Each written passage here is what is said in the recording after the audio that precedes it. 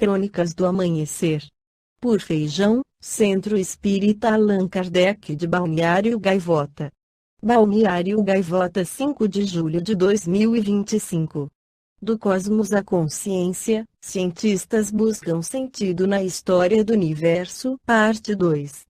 A cosmologia moderna, com descobertas que revelam a vasta escala e a complexa história de 13,8 bilhões de anos do universo, está aos poucos se movimentando para além dos fatos científicos. Segundo o site Bali, autor de um artigo baseado em entrevistas com 5 cientistas, um número crescente de cosmólogos e astrofísicos começa a ver o cosmos como uma narrativa dinâmica e evolutiva, onde o ser humano não é apenas um observador distante, mas um participante intrínseco. Essa nova perspectiva sugere que a compreensão científica pode oferecer um profundo senso de pertencimento e propósito, desafiando a antiga divisão entre ciência e espiritualidade, e apontando para um caminho baseado em evidências para a sabedoria e a unidade global. Desvendando a conexão cósmica, as revelações sobre a origem estelar dos átomos que compõem nossos corpos, a existência de bilhões de galáxias e a persistência do brilho remanescente do universo jovem são factos impressionantes, mas muitas vezes abstratos. No entanto, cientistas como Brian Zwimi, Naum Oravi, Alan Lichtman, Marcelo Gleiser e Joel Primack relatam que esses dados brutos podem evocar experiências de profunda conexão e admiração.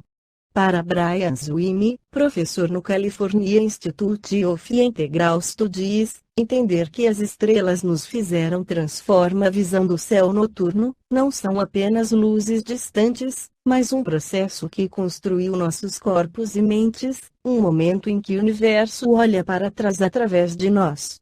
Zwimi desenvolveu práticas meditativas, como deitar-se sob o céu noturno e imaginar-se suspenso pela gravidade, olhando para baixo para as estrelas, para dissolver a dualidade entre observador e cosmos.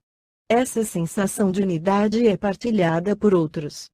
O astrofísico Naum Oravi descreve a identificação de estrelas na juventude como uma das experiências mais espirituais de sua vida, uma intimidade que se aprofundou com o conhecimento científico.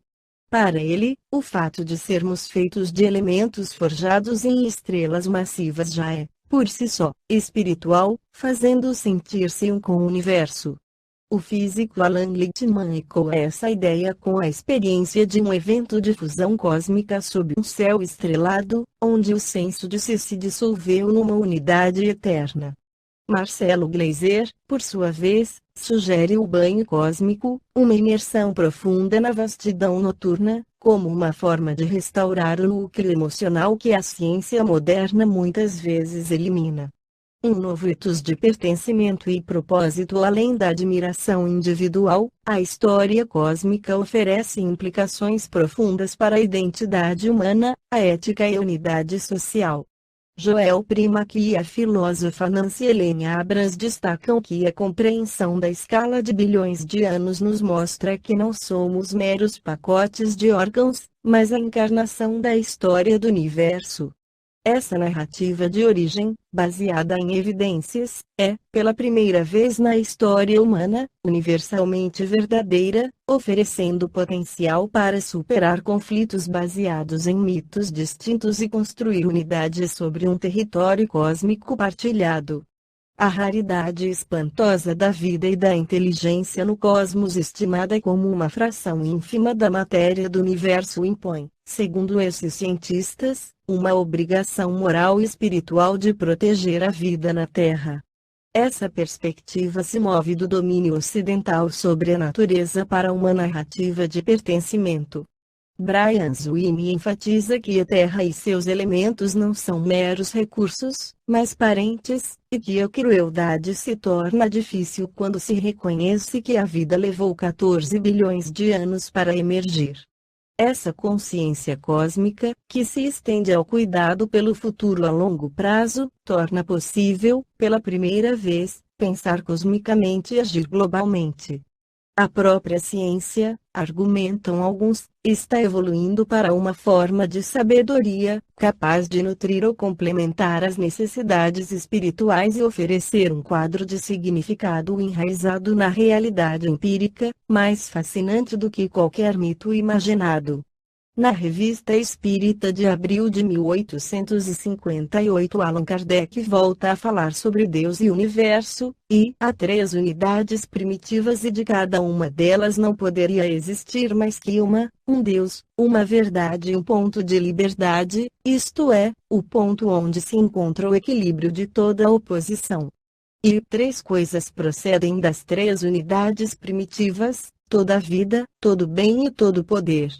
E Deus é necessariamente três coisas: a maior parte da vida, a maior parte da ciência e a maior parte do poder. De cada coisa não poderia haver uma parte maior.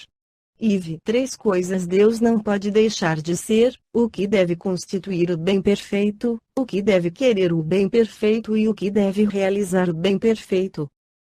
Três garantias do que Deus faz e fará: seu poder infinito, sua sabedoria infinita e seu amor infinito, pois não há nada que não possa ser efetuado, que não possa tornar-se verdadeiro e que não possa ser desejado por um atributo.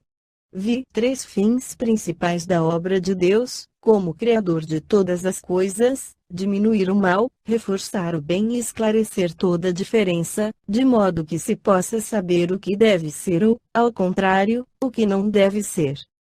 Três coisas que Deus não pode deixar de conceder: o que há de mais vantajoso, o que há de mais necessário e o que há de mais belo para cada coisa. Três forças da existência: não poder ser de outro modo, não ser necessariamente outra e não poder ser melhor pela concepção. Nisto está a perfeição de todas as coisas. Três coisas prevalecerão necessariamente: o supremo poder, a suprema inteligência e o supremo amor de Deus. As três grandezas de Deus: vida perfeita, ciência perfeita, poder perfeito. Três causas originais dos seres vivos: o amor divino, de acordo com a suprema inteligência, a sabedoria suprema, pelo conhecimento perfeito de todos os meios, o poder divino, de acordo com a vontade, o amor e sabedoria de Deus. Esta foi a crônica do amanhecer de 5 de julho de 2025. Por Alfredo Feijão Lopes.